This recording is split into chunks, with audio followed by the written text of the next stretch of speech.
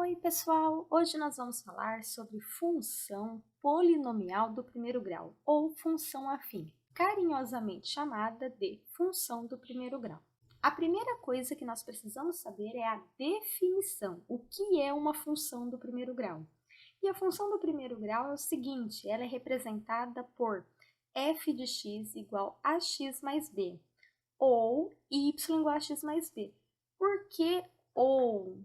Porque nós temos que entender a partir de agora que o f de x e o y são sinônimos. Viu f de x pensa y, viu y pensa f de x.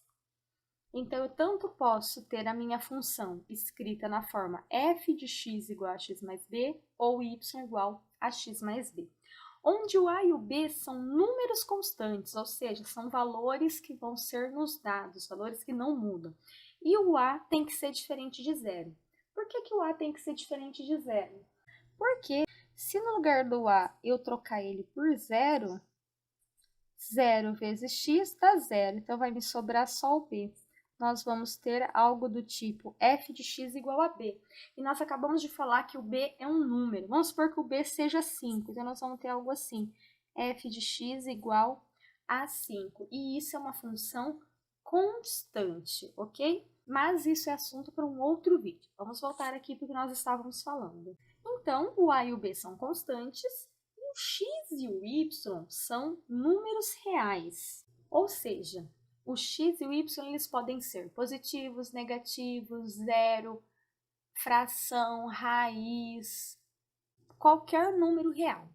E uma coisa importantíssima que nós temos que ter na nossa cabeça: o gráfico da função do primeiro grau é uma reta. Isso é primordial. Falou em função do primeiro grau, tem que pensar em reta. O gráfico é uma reta, mas nós vamos ver isso depois.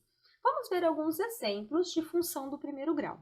F de x igual a x mais 1, f de x igual a menos 3x mais 4 e y igual a meio x. Lembra que eu falei que o f de x e o y são sinônimos? Então, eu tanto posso escrever f de x quanto y. Então, aqui poderia ser y e aqui poderia ser f de x e aqui poderia ser y.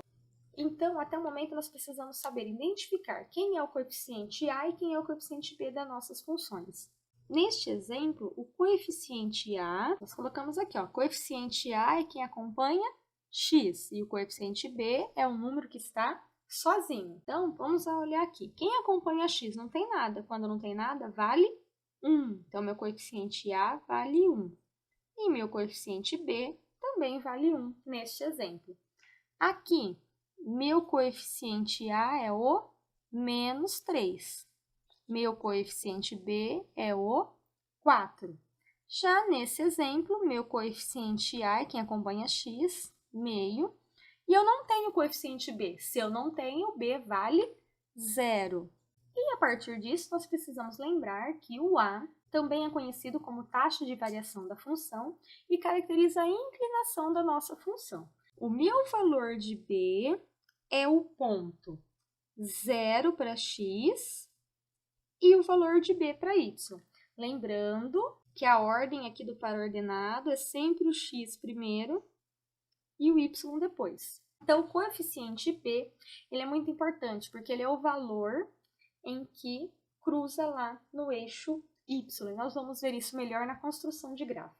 Mas antes de construir um gráfico, nós precisamos saber classificar uma função do primeiro grau em crescente ou decrescente. E nós temos dois jeitos de observar a função. Nós podemos observar a função pela lei de formação dela, que seria aqui o f de x, ou pelo gráfico. E nós vamos ver os dois jeitos.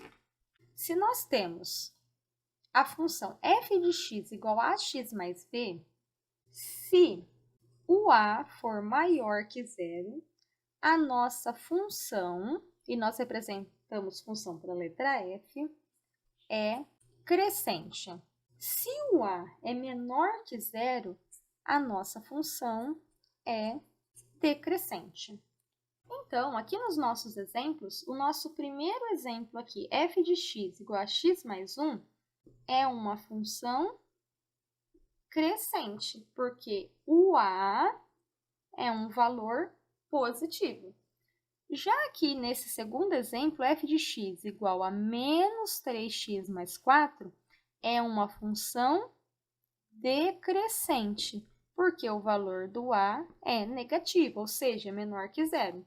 E o nosso terceiro exemplo, ele é uma função crescente, porque o a é positivo, é maior que zero, pelo gráfico da função. Então, nós temos esse gráfico, lembrando, essa reta vermelha representa a função em questão. Então, nós vamos escolher 2 pontos da nossa função para nós analisarmos.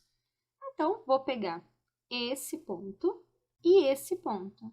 Esse ponto tem o valor de x, que nós vamos chamar de x1, e um valor para y, que nós vamos chamar de y1, que vai ser o nosso primeiro ponto. Vamos observar a mesma coisa para o segundo ponto. Vamos ter o x2 e o y2. Nós podemos observar neste gráfico que o valor do x2 está à frente do x1. Isso significa que o x2 é maior que o valor do x1. E o y2 também está à frente do y1. Então, o y2 também é maior que o y1. Quando isso acontece, né, aqui é um C somente C, assim que eu leio esse símbolo. Se isso acontece, somente se isso acontece. Se esse acontece, somente se esse acontece. Quando isso acontece, a nossa função é crescente. Vamos observar esse segundo gráfico. A gente percebe que a reta está num sentido diferente do primeiro gráfico. E nós vamos fazer a mesma coisa, vamos escolher 2 pontos. Então, eu vou pegar um ponto aqui e vou pegar um ponto aqui. Vou fazer a mesma coisa, observar o x e o y nesses pontos. Então, nós vamos ter o x1, porque é o primeiro ponto, e o y1 correspondente. O x2 e o y2 correspondente. Agora, perceba, o x2 continua sendo maior que o x1, porque ele está à frente do x1, então ele só pode ser maior. Isso já não acontece com o y2. O y2 está antes do y1, ele vem primeiro. Então, o y2 é menor do que o y1. Quando essa condição acontece, a nossa função é decrescente. Conseguiram notar a diferença? Vamos agora para a construção de gráfico, e eu já vou explicar a construção com um exemplo. Então, esboce o gráfico das funções abaixo e classifique-as em crescente ou decrescente. Quando pedir para esboçar, é para você construir o gráfico, tá bom? Então, item A, f de x igual a 2x mais 1. Qual é o primeiro passo para eu construir um gráfico? Montar uma tabelinha para observar os valores de x e y que nós temos para essa função, porque é o que nós vamos precisar na hora de pôr no plano cartesiano. Eu vou começar na minha tabela organizando o que eu tenho e o que eu preciso. Então, eu preciso de valor de x, vou pôr um espaço na minha tabela para x.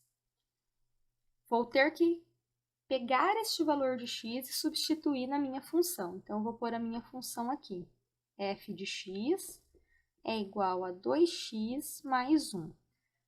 A resposta que essa função me fornecer é o meu y. Então, eu vou pôr um espaço para eu ter o meu par ordenado xy. E uma coisa muito importante de se observar é que os valores de x pertencem aos números reais. Então, pode ser qualquer valor. Como eu tenho apenas uma função, eu não tenho um contexto, esse meu x ele pode ser negativo, positivo, enfim.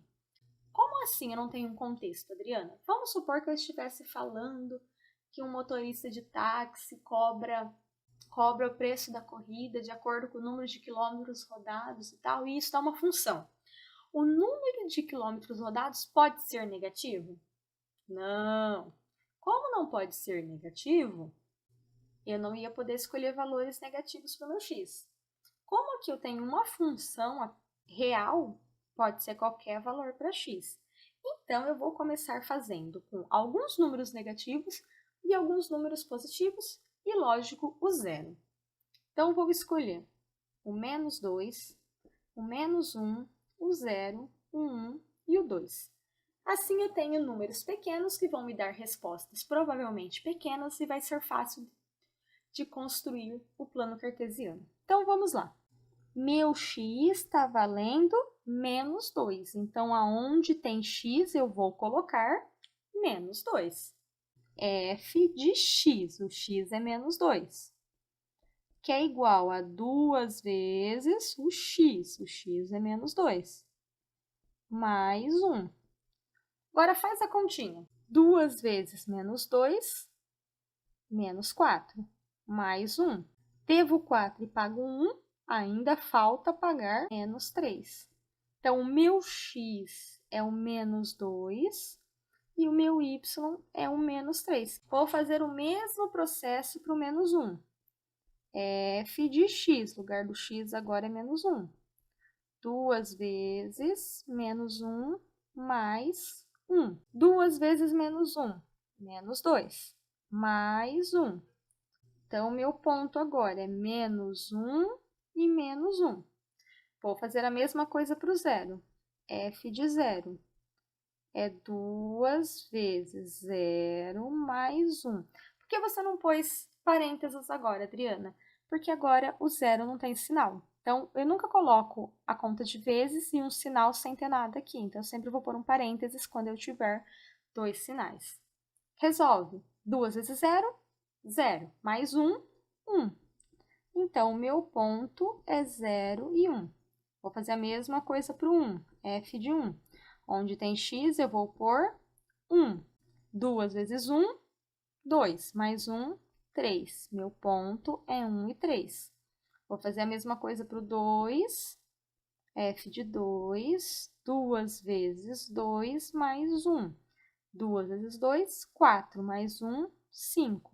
Então, meu ponto é 2 e 5. Agora, nós vamos construir o nosso plano cartesiano. X, y. X na horizontal, y na vertical. Contei mais ou menos para desenhar o meu plano cartesiano, para não usar minha folha inteira. Eu sei que no x eu tenho do menos 2 até o 2, e eu sei que aqui no meio é o zero. Então, eu só vou precisar de 2 quadradinhos à esquerda do zero e 2 quadradinhos à direita do zero. Lembrando que cada quadradinho equivale a uma unidade. Então, não vou pôr meu risquinho aqui no meio do quadradinho, vou pôr exatamente na linha do quadradinho, para que cada espacinho tenha o mesmo tamanho. Agora, o y, eu vou ir desde o menos 3 até o 5. Então, eu coloquei aqui, eu vou precisar do 1, do 3 e do 5. Do menos 1 e do menos 3. E veja que eu não pulei o espaço do 2 nem o espaço do 4. Não pode, senão nosso gráfico dá tudo errado. Agora, nós vamos ligar os pontos. O primeiro ponto é menos 2 com menos 3. Então, eu vou pegar do menos 2 e vou descer pontilhando até eu chegar na reta do menos 3. Aonde fez a esquina aqui, ó, é o ponto. Menos 1 do x com menos 1 do y. Então, vou começar lá no menos 1 do x, até chegar na reta do menos 1 do y. Fez a esquina, é o ponto. 0 do x com 1 do y. Então, o ponto está aqui, tá vendo? Do 0 do x eu fui para o 1 do y. 1 do x para 3 de y. Então, eu vou subir até na reta do 3. E 2 com 5.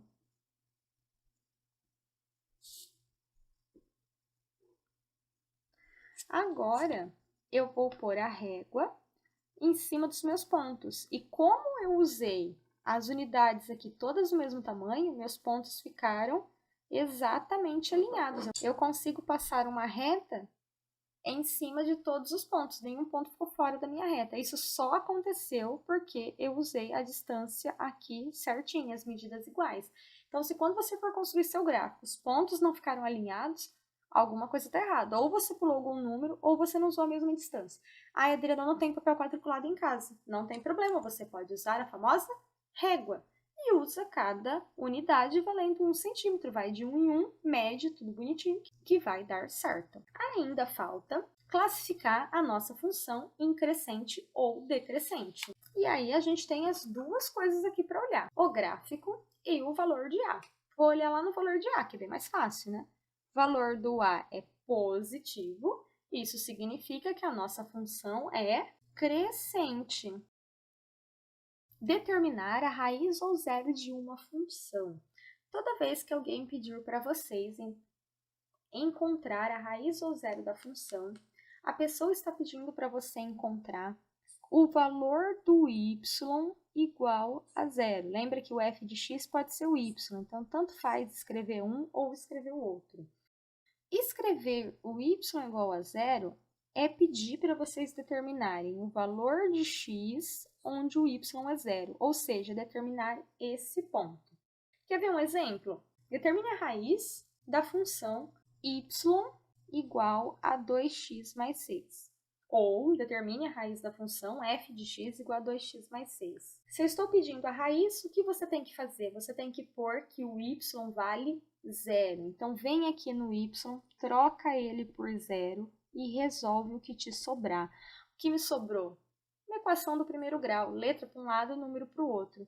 Então, ó, vou trazer meu 2x para cá, fica menos 2x, igual a 6, do zero, né? Não tem necessidade de ir para lá.